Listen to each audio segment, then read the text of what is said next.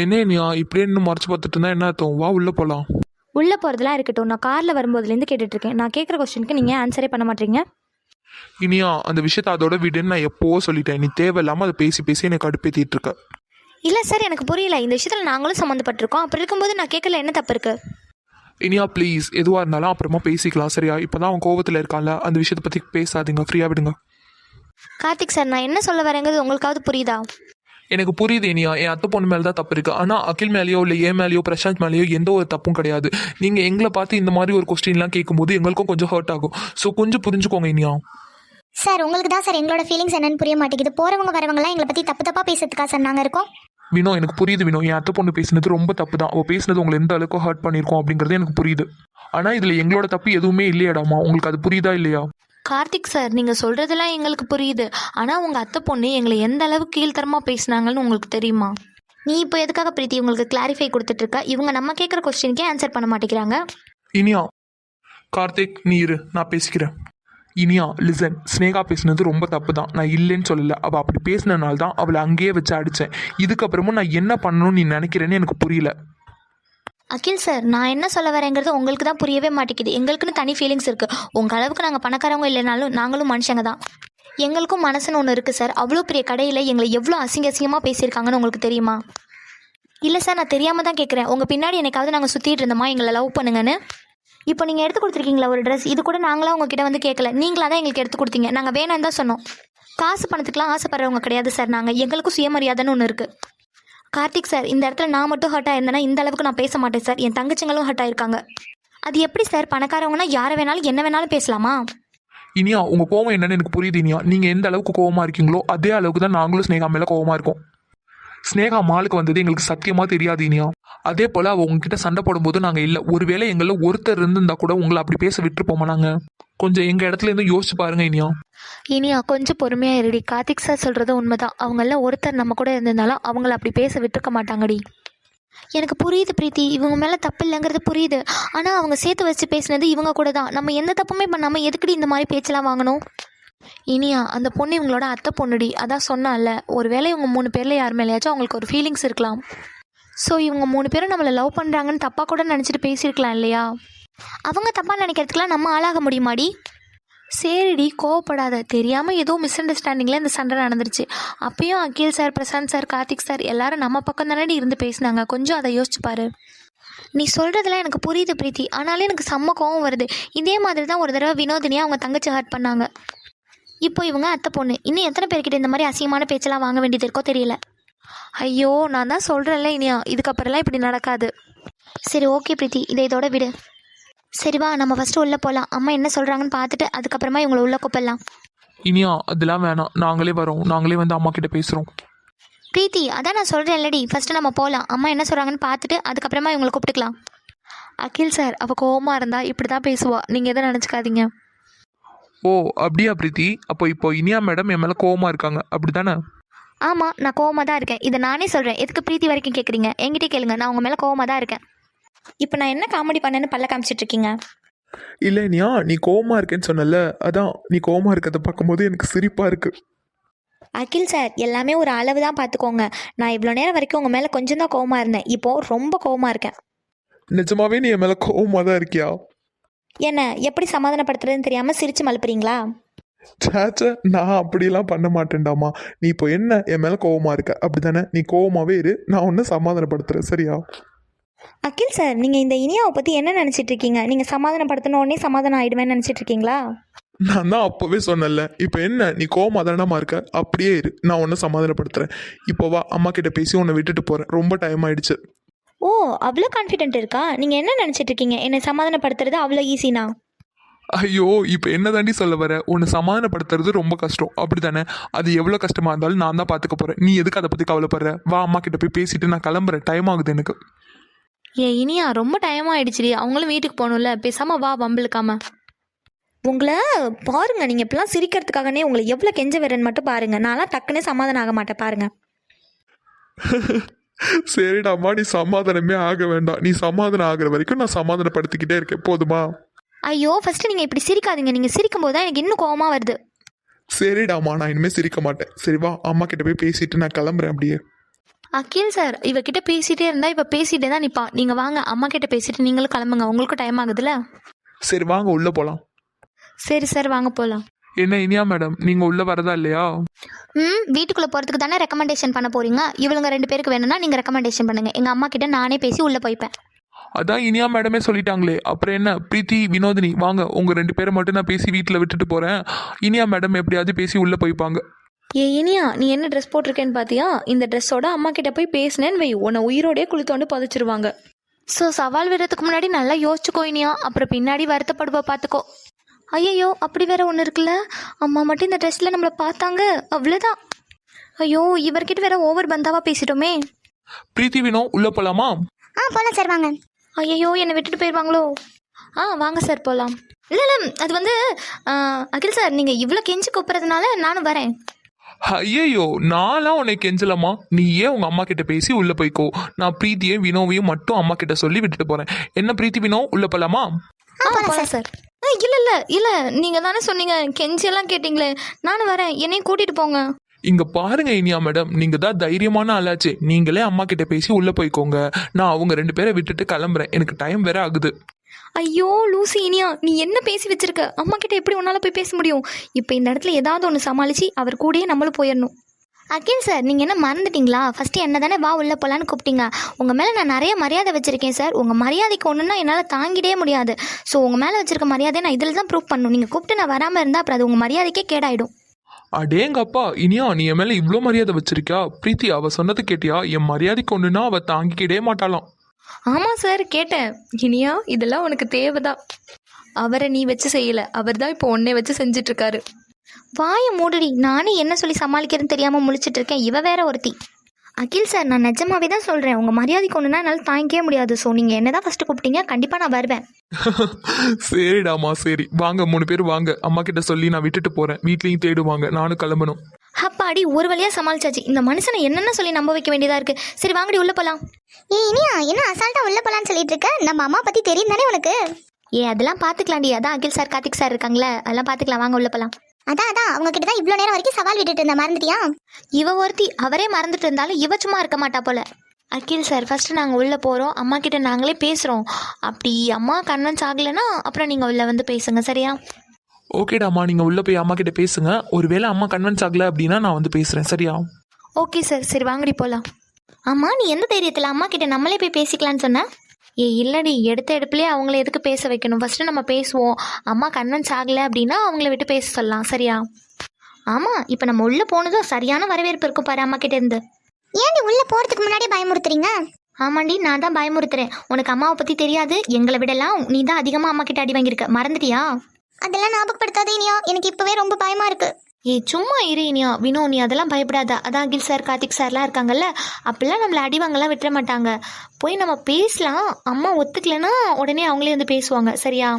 சரிடி வாங்க உள்ள போலாம். அதான் எப்படியும் இன்னைக்கு ஒரு சம்பவம் பண்ணணும்னு முடிவு பண்ணிட்டல பிரீத்தி. உடம்ப நல்லா திடமாக வச்சுக்கோ வினோதினி. அம்மா கிட்டேருந்து கண்டிப்பாக அடி இருக்கு. அதெல்லாம் இல்லை வினோ, நீ பயப்படாதவா, நான் பார்த்துக்கிறேன். எப்படியும் அடி வாங்க போகிறோன்னு தெரிஞ்சிச்சு, அப்புறம் எதுக்கு வளவலன்னு பேசிட்டு வாங்க உள்ளே போகலாம். என்னடி இப்படியே நின்றுட்டே இருக்கீங்க? அம்மாவை கூப்பிடுங்க. ஏன் வினோ, நீ கூப்பிடு. அம்மாவுக்கு நீ தானே ரொம்ப பிடிச்ச பொண்ணு, கூப்பிடு அம்மாவை. பிரீத்தி நீயாவது கூப்பிடுறீ? பயமா இருக்குடி. என்ன பிரீத்தி மேடம் பயமா இருக்குன்னு சொல்றீங்க? வெளியில நிற்கும் போது அவ்வளோ பேசுனீங்க. வெளியில நிற்கிற வரைக்கும் பயமா இல்லை, இங்கே வந்ததுக்கு அப்புறம் தான் ரொம்ப பயமா இருக்கு. இப்படி சொல்ல வைக்கமா இல்லை? இனியா ப்ளீஸ் டி, நீ தானே எங்களுக்குலாம் அக்கா, நீயே அம்மாவை கூப்பிட. இது என்னடி நியாயமா இருக்கு? உங்களுக்குலாம் எவ்வளோ பயமா இருக்கோ அதே போலதான் எனக்கும் பயமா இருக்கு. என்ன மட்டும் மாட்டி விடுறீங்களே. ஆமா இனியா, நீ தானே எங்களுக்குலாம் அக்கா, ப்ளீஸ் டி நீயே கூப்பிடுறீ. ஏன்டி இப்படி படுத்துறீங்க? சரி இருங்க, நானே அம்மாவை கூப்பிடுறேன். அம்மா அம்மா இருக்கீங்களா? இனியா மெல்ல மெல்ல மெல்ல கூப்பிடு, ஏன்னா உள்ள உள்ளவங்களுக்கு காதில் கேட்டக்கூடாது பார்த்தியா? என்னடி கலாய்க்கிறியா? உனக்கு அவ்வளோதான் இருந்துச்சுன்னா நீ கூப்பிடு. இல்லை இனியா, நீயே கூப்பிடு. நான் தெரியாமல் சொல்லிட்டேன், சாரி. இப்போ தெரியுதா? பயமா இருக்குல்ல, அப்போ வாயை மூடிக்கிட்டு. சரிடி, நான் இனிமேல் எதுவுமே பேச மாட்டேன். நீயே அம்மாவை கூப்பிடு. அம்மா. என்ன மக்களே, ஏன் வெளியே நின்றுட்டு இருக்கீங்க? வாங்க உள்ள. ஐயோ அம்மா வீட்டில் தான் இருக்காங்க. போச்சு மாட்ட போகிறோம், சாவ போகிறோம். இனியா தயவு செஞ்சு பயமுறுத்தாதடி. மக்களே இனியா என்ன சத்தத்தையே காணோம், வரீங்களா உள்ள? இனியா எனக்கு ரொம்ப பயமா இருக்குடி. அம்மா வெளில வர போறாங்க, இப்போ நம்ம சாவடி வாங்க போறோம். அம்மா நாங்கள் வெளில தான் நிற்கிறோம், வெளியில வரீங்களா? ஏன்டி அம்மாவை கூப்பிடுற? இங்க பாரு, சும்மா இருந்துட்டு பார்த்துக்கோ. அகில் சார் கார்த்திக் சார் யாராவது வந்து பேசினாதான் அம்மா விடுவாங்க. நம்மளாம் பேசணும் கொன்னுடுவாங்க. ஒழுங்கா அமைதியா இருந்துரு. இருமாக்களே நான் வந்துட்டேன். என்னடி இது என்ன கோலம் இது? அம்மா அது வந்து அது இதெல்லாம் என்ன இலவு கன்றாவிடி? இனியா நீயே இவளுங்க கூட சேர்ந்துட்டியா? இந்த ட்ரெஸ் எல்லாம் எப்படி நீங்க வாங்குனீங்க? யாரை கேட்டு வாங்குனீங்க? அம்மா இது வந்து ஆஃபீஸில். வினோதினி நீயுமா? என்னடி இதெல்லாம்? என்ன ட்ரெஸ் கருமோ இதெல்லாம்? ஏம்மா எனக்கு எதுவும் தெரியாதுமா. எது தெரியாதா? விளக்கமாத்த எடுத்தேன்னு வைக்கி பிச்சு எடுத்துருவேன். ஆமாம்மா சத்தியமா எனக்கு ஒன்றும் தெரியாதுமா. எல்லாத்துக்கான இனியாதான். எது? இனியா அது வந்து ஒரு பதட்டத்துல. இல்லடி எனக்கு புரியலை. சின்ன வயசுல தான் எதில் மாட்டினாலும் இனியாம்பிங்க. இப்போவும் நான் தான் உங்களுக்கு கிடைச்சனாடி. இனியா நீனா எதுவா இருந்தாலும் பேசி சமாளிச்சிருவ. எனக்கு சமாளிக்க தெரியாதுடி. Vinodhini good job. உன்ன மாதிரி ஒரு தங்கச்சி கிடைச்சதுக்கு நான் ஏதோ ஒரு ஜென்மத்தில் புண்ணியம் பண்ணியிருக்கேன்டி. நிஜமாவாடி சொல்ற? நான் எதுனா சொல்கிறதுக்கு முன்னாடி ஒழுங்காக வாயை மூடிடு. ஏ இனியா. அம்மா உங்களுக்கு இன்னும் 10 நிமிஷம் தான் டைமு. அதுக்குள்ளே இந்த ட்ரெஸ் எல்லாம் எங்கேருந்து எடுத்தீங்க, எதுக்காக எடுத்தீங்கிற பதில் எனக்கு வேணும். இல்லாட்டின்னு வச்சுக்கோ, உயிரோடு வச்சு கொளுத்திவிடுவோம் கொளுத்தி. ஏம்மா என்னம்மா என்னைய மட்டும் சொல்கிறீங்க? பிரீத்தி வினோ இங்க பாரு, உங்க 3 பேருக்கும் தான் சொல்றேன், நல்லா கேட்டுக்கோங்க. 10 நிமிஷத்துல இந்த ட்ரெஸ் எல்லாம் யார் வாங்கி கொடுத்தா, எதுக்காக வாங்கி கொடுத்தா, எதுக்காக நீங்க போட்டீங்கிற பதில் எனக்கு வேணும். இல்லைன்னு வச்சுக்கோ நான் மனுஷியா இருக்க மாட்டேன் பார்த்துக்கோ. அம்மா அது வந்து முன்னாடி அப்பையிலேருந்து திருக்கு பிறக்குன்னு முழிச்சுக்கிட்டே நிற்கிறீங்க, பதில சொல்லுங்க. ஆண்டி ஒரு நிமிஷம். தம்பி நீங்களா? நீங்க எப்ப தம்பி வந்தீங்க? உட்காருங்க. ஆண்டி அது வந்து இனியா பிரீத்தி வினோதினி 3 பேர் போட்டிருக்க ட்ரெஸ் நாங்கள் தான் ஆண்டி எடுத்து கொடுத்தோம். என்ன தம்பி சொல்றீங்க? எனக்கு புரியல. இன்னைக்கு ஆஃப்டர்நூன் அர்ஜென்ட்டாக ஒரு போர்ட் மீட்டிங் நடத்துனாங்க ஆண்டி. அதுக்கு கூட நான் அர்ஜென்ட்டாக வரணும்னு இன்ஃபார்ம் பண்ணியிருந்தேன். ஆமாப்பா ஃபோன் அடிச்சு கூட சொன்னாலுங்க, நான் கம்பெனிக்கு போயிருக்கேன்னு சொன்னாலுங்க. அதுதான் ஆண்டி, அவங்க அர்ஜென்ட்டாக வந்ததுனால ஆஃப் சாரியோடய வந்துட்டாங்க. ஸோ அதனால தான் நாங்கள் இந்த ட்ரெஸ் எடுத்து கொடுக்க வேண்டியதாகிடுச்சு. ஓ அப்படியாப்பா. இருந்தாலும் நீங்க ஒரு கிடுதார் வாங்கி கொடுத்துருக்கலாம்ல. ஆக்சுவலாக ஆண்டி இன்னைக்கு போர்ட் மீட்டிங் மட்டும் நடக்கலை, ஒரு பார்ட்டி மாதிரி கன்வெர்ட் பண்ணியிருந்தாங்க. நம்ம கிளைண்ட்டும் கூட வெளிநாட்டில் உள்ளவங்க. ஸோ அவங்களோட கல்ச்சர் படி இந்த மாதிரி தான் ட்ரெஸ் பண்ணிட்டு வருவாங்க. ஸோ நம்ம கம்பெனியில் ஒர்க் பண்ணுற ஸ்டாஃப்ஸும் அவங்களுக்கு ஈக்குவலாக போனால் தான் ஆண்டி அந்த ப்ராஜெக்ட் எங்கள் கைக்கு வரும். அதனால மட்டும்தான் நாங்கள் இந்த ட்ரெஸ் எடுத்து கொடுத்தோம். மற்றபடி அவங்களுக்கு பிடிச்சலாம் இந்த ட்ரெஸ் எடுக்கல ஆண்டி. தென் எக்ஸ்ட்ரீம்லி சாரி ஆண்டி. உங்களோட பெர்மிஷனே இல்லாமல் இந்த ட்ரெஸ்லாம் உங்களுக்கு வாங்கி கொடுத்து போட வச்சுட்டோம். I'm sorry aunty. ஐயா அதெல்லாம் பரவாயில்லப்பா. நீங்க கம்பெனி விஷயமா தானே வாங்கி கொடுத்துருக்கீங்க, அதெல்லாம் பிரச்சனை இல்லை. நான் கூட என் பொண்ணுங்க ஏதோ ஆசைப்பட்டு இந்த ட்ரெஸ் எல்லாம் வாங்கி போட்டாங்களான்னு ரொம்ப திட்டிட்டேன்ப்பா. என்னடி இவ்வளோ நேரம் வரைக்கும் நம்ம பேசினோம், நம்ம பேச்சுக்கு ஒரு மரியாதையே கொடுக்கலாமா? ஆனால் அகில் சார் சொன்னதும் சரிப்பா ஓகேப்பான்னு மண்டே ஆட்டுறாங்க. அதுக்கெல்லாம் திறமை வேணும்டி. அகில் சாரை பார்த்தியா, அம்மா கேட்குற கொஸ்டின்க்கெலாம் டான்னு பதில் சொல்கிறாரு. இதே நம்மக்கிட்ட அம்மா கேட்டிருந்தாங்கன்னா பன்னு வளரிட்டு இருந்திருப்போம். நீ சொல்கிறதும் கரெக்டு தான் பிரீத்தி. இந்த அளவுக்குலாம் நம்ம டேலண்ட் கிடையாதுடி. சரிப்பா ஏன்ப்பா இன்னும் நின்றுட்டு இருக்கீங்க? உட்காருங்க, காஃபி குடிச்சிட்டு போகலாம்ப்பா. என் மலை மாடுங்களா, என்ன இன்னும் நின்று பார்த்துக்கிட்டே இருக்கீங்க? உள்ளே போய் ட்ரெஸ் எல்லாம் மாற்றிக்கிட்டு அந்த தம்பிக்கு காஃபி போட்டு எடுத்துகிட்டு வந்து கொடுங்க. அம்மா உங்களுக்கு எங்கள் மேலே எந்த கோவமும் இல்லையே? அதான் அந்த தம்பி சொன்னிச்சுல்ல, அதெல்லாம் கோவம் இல்லை. நீ போய் உள்ளே போய் ட்ரெஸ்ஸை மாற்றிட்டு அப்படியே தம்பிக்கு காஃபி போட்டு எடுத்துகிட்டு வா. ஐயோ ஆண்டி அதெல்லாம் வேணாம் ஆண்டி. என்னப்பா தம்பி, ஒரு காஃபி தானே குடிக்க போறீங்க? எவ்வளோ நேரம் ஆக போகுது? இல்லை ஆண்டி ரொம்ப டைம் ஆயிடுச்சு, அம்மா தேடுவாங்க. கண்டிப்பாக நான் இன்னொரு நாள் வரேன், விருந்தே சாப்பிட்றலாம். சரிப்பா சரி பார்த்து பத்திரமா போங்க. ஓகே ஆண்டி, போயிட்டு வரோம் ஆண்டி.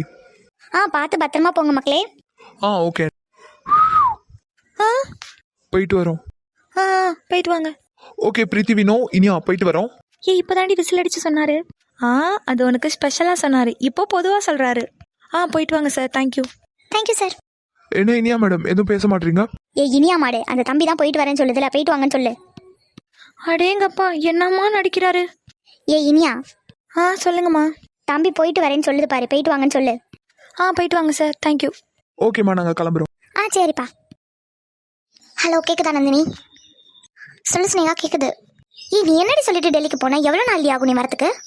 ஏன் ஸ்னேகா உனக்கு என்ன வேணும்? எதுக்காக என்ன தேடிட்டு இருக்க? நான் கேட்டதுக்கு மட்டும் பதில் சொல்லு, நீ தேவையில்லாமல் வாய் பேசாத. 2 டேஸில் வந்துடுவேன். இங்கே பாரு நந்தினி, நீ டிசி வாங்கணும்னு சொன்ன ஒரே ரீசனுக்காக தான் அம்மாட்ட சொல்லி உன்னை டெல்லிக்கு அனுப்பி வச்சிருக்கேன். ஆனால் 1 வீக்குக்கு மேலே ஆகுது, இன்னும் நீ ரிட்டர்ன் வரல. ஏன்னா அப்படியே அங்கே இருந்துடலான்னு முடிவு பண்ணிட்டியா என்ன? எனக்கும் ஆசை தான் இப்படியே இங்கே இருந்துடலான்னு. ஆனால் நீங்கள் விடவா போகிறீங்க? நந்தினி, நம்ம இங்கே எதுக்காக வந்திருக்கோன்னு உனக்கு நல்லாவே தெரியும் தானே? அதெல்லாம் மறந்துட்டு இப்படிலாம் பேசிட்டு இருக்கியா? ஐயோ ஸ்னேகா, என்ன ஸ்னேகா சொத்துன்னு ஏன் இப்படி பண்ணுறீங்க? நந்தினி, காசு பணம் இருந்தால் மட்டும்தான் யாராக இருந்தாலும் நம்மளை மதிப்பாங்க. அதை ஃபஸ்ட்டு நீ புரிஞ்சுக்கோ. ஆமாம் தாயே, உங்கள் புராணத்தை என்கிட்ட பாடாதீங்க தயவு செஞ்சு. நான் 2 டேஸில் வந்துடுவேன். 2 டேஸில் கண்டிப்பாக நீங்கள் வந்திருக்கணும். அதான் வந்துடுவேன்னு சொன்னல ஸ்னேகா. பை. சரி ஓகே, டேக் கேர். ஆஃப்டர்நூன் நடந்ததை நினச்சா இப்போவும் வெறுப்பாக இருக்குது.